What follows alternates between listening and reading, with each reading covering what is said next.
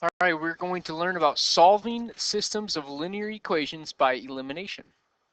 Previously, we've learned how to solve linear systems by graphing and finding where those lines intersect, and also by substitution, where we had one equation, or we made one equation equal to a single variable and substituted that into a different equation.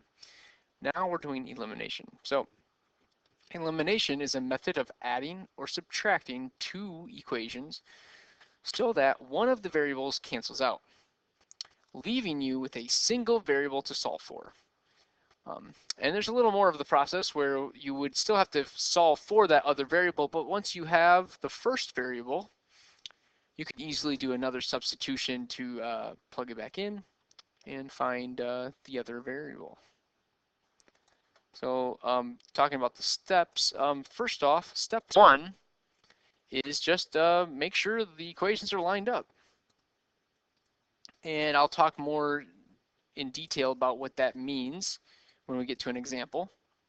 But once you have them lined up, you can either add or subtract equations to eliminate the variable with common coefficients. Now, what I mean by common coefficients is they could either be the exact same or they could be opposites. So the exact same or the exact opposite. So that would be like, if you had coefficients of 3 and 3, that'd be the exact same. Or coefficients of 3 and -3. Those would be the exact opposites. If they're the exact same, you would subtract the equations.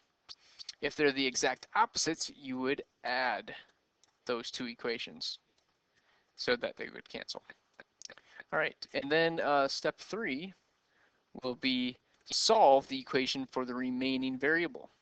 So once you cancel out a variable, you can then solve for the remaining variable and then substitute that answer into either of the original equations and solve for the other variable. And then in the end, you will have both variable answers, putting your final answer in an ordered pair, looking something like this, x comma y. Let's try an example.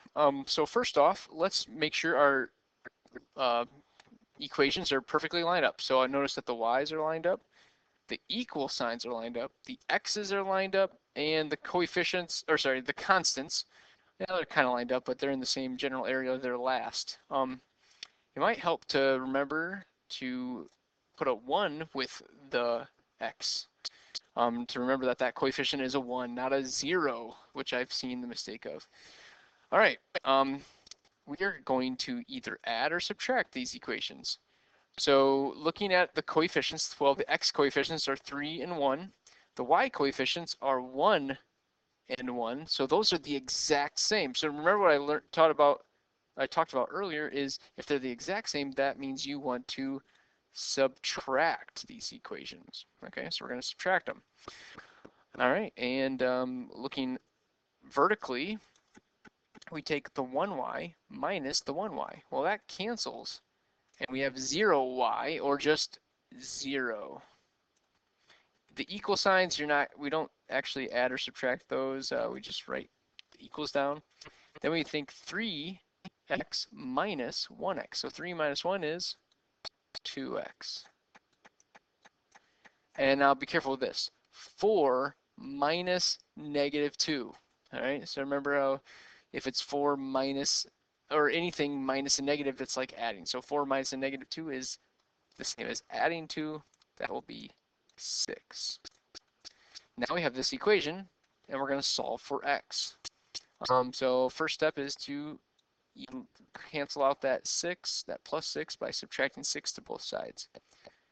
We get some canceling going on the right side there, and we've got now 0 minus 6 is -6 equals, just the 2x drops down. One more step to get the x by itself is to divide by 2. Do that to both sides, and we get some canceling here. X is going to be equal to -3. All right. So x is equal to -3. we still need to know the y value, so that -3 is going to be plugged into one of the original problems. It doesn't matter which one, pick your favorite or whichever one looks easier. I'm going to pick the top one. How about? It's not, I don't think this one's easier, but it's maybe a good one to see. So I'm going to plug that value of -3 in for the x of this equation. This is very similar to how we did this in substitution method. So then we will get the equation y equals 3 times -3 instead of the x plus 4. And then we just go ahead and solve that. And we end up getting the multiplying gives us the -9 plus 4. Add those to get -5. So my x value is -3. My y value is -5. Notice how I wrote that in an ordered pair over here. -3, comma, -5, x always first. And there's our final answer. Okay, let's take a look at another one. Number 2. So first step is make sure the x's, y's, and everything else is lined up. So x's, y's, equal signs, constants. Yeah, I mean, they're a little off-center here, but I can tell that they're close enough in order. They're in the same order at least, x, y equals constant. We can now focus on either adding or subtracting to cancel out one of the variables. Well, let's write in these 1 coefficients. And I notice that the x coefficients are the exact same, so I am going to subtract. If they're the exact same, you want to subtract them to cancel. So 1x minus 1x, those cancel. All right, those go away. And now dropping everything else down, so 4 minus -1, be careful, we kind of saw that one last time, minus negative is going to be adding, so that's a 5y equals 13 minus 3 is 10. And now we have a fairly simple equation to solve for, and we're going to divide by 5 on both sides. That cancels on the left, and we're left with y equals 2. Okay, so we are now looking for this x, or this y equals 2 to be plugged into one of the y's up in the top equation. Let's go with the top equation, the very top one. We could have plugged it in here as well. It's our choice. So plugging it from here, up here, and let's solve for x.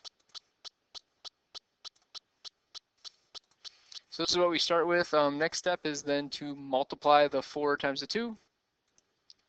Solve that from there by subtracting 8 to get that x by itself. We get some canceling going here, and we get x equals 5. So x is 5, y is 2. Right in a nice ordered pair, 5, comma 2. Another example. So now let's take a look at the coefficients. So I've got 3 and 3, -10 and -9, 14 and 15. They're all lined up nicely. I guess I forgot to mention that. Make sure they're lined up. But the coefficients here are the exact same. So again, we are subtracting when they're the exact same. And let's go vertically. So 3 minus 3 is going to cancel. -10 minus -9. So that's -10 plus 9. That's going to be -1y equals 14 minus 15. So you're taking away 1 more than what you have. So that's going to be -1. We want to get rid of that -1 by dividing by -1 to both sides. The -1's cancel. And we've got y equals just 1, because -1 divided by -1 is 1. We're now looking to plug this 1 in for a y value up on the top. Let's plug it into this second equation. So it's going right in there. Our new equation. Then we've got 3x minus 9 times 1 equals 15. Next is just multiply that -9 times 1 is just going to be -9. And from here, we will add 9. That eliminates here. We get 3x equals 24. Divide both sides by 3. Cancels those, and we've got a x equals 8. Oh, it's kind of a messy 8. There we go. All right. Final answer is 8, 1. All right, that leads us to number 4, where we do not have things lined up. So you could rearrange the first one to look like the second one, or the second one to look like the first one. It doesn't really matter in that case. I am going to rearrange the first one and move this x to the beginning, the front of this equation, so that it is in the same order of x, y, equal sign, constant. So the way I'm going to move this 2x is by subtracting it from both sides. So I'm going to subtract 2x from both sides. It will cancel on the right side, and then I will end up having negative 2x, because I'm putting that negative 2x first, remember, and then it's a positive 4y, so plus 4y equals, and that's still a negative 8, so it's negative 8 right there. All right, next step is to decide if we're going to add or subtract. Well, I noticed that we have coefficients here that are exact opposites, negative 4 and positive 4. So if they're exact opposites like that, we get to add. These are my favorite ones. So I feel like it's easier to add them. So 5x plus 2x, negative 2x, sorry, is 3x. Negative 4 plus 4, well, that's going to cancel. And drop the equal sign. 20 plus negative 8 is 12. So now we have this equation, 3x equals 12. A little spread out there, but we can solve it easily by dividing by 3 on both sides. Those 3's cancel on the left. We're left with x equal to 4. All right. We have our x value of 4.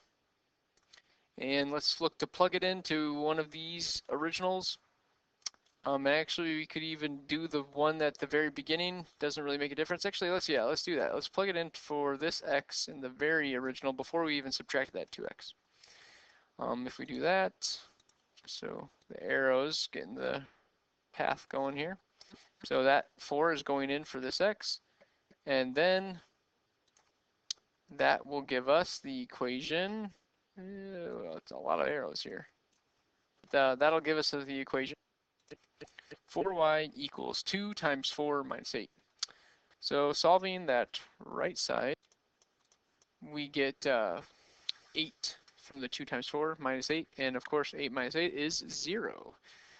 We do want to get that y by itself, so we're going to divide by 4 on both sides. And then we will get y equals 0 divided by 4 is 0. And then writing that as an ordered pair, 4, 0. All right, this next one's an interesting one because we've got coefficients that are the same on the x's and on the y's. But they're the same for both, so that means we should subtract here. So we really want to make sure we're subtracting because they're the exact same. Well, 3x minus 3x, that cancels.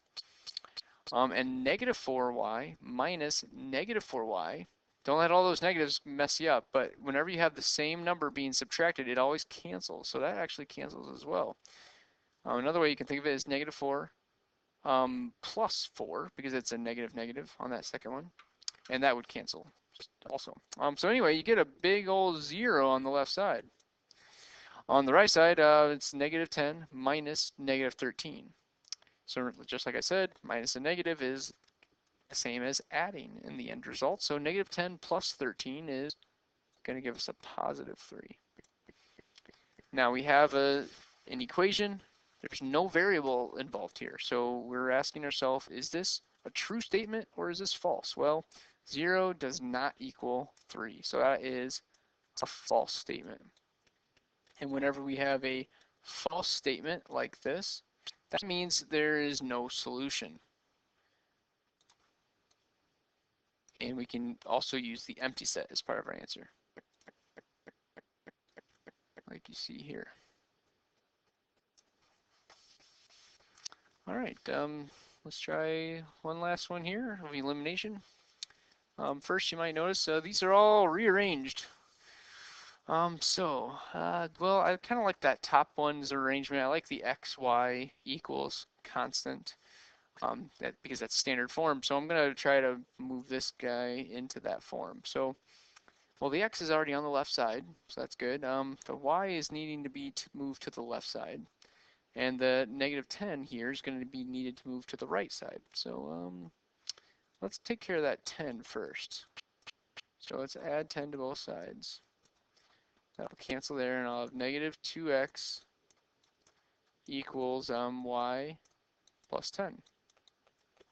Then, that's kind of a bad 10 right there. Let's go ahead and move this y over so that it's in the second position. Those cancel, and then I'm left with negative 2x minus y equals positive 10. All right, so there's my, it's in the same form. It took a little more work this time, so now let's rewrite those over here so we can have them lined up nicely. All right, so they're nice and lined up.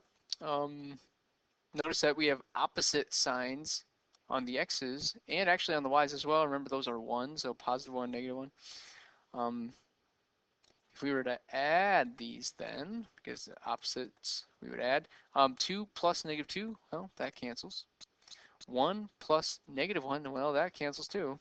So we have 0 on the left side equals negative 10 plus positive 10 is also going to cancel and give us 0. So we've got the equation of 0 equals 0. Kind of like last time, we're going to have to ask ourselves, true or false? Well, 0 does equal 0, so that is true. And then that means infinitely many solutions, like you see there.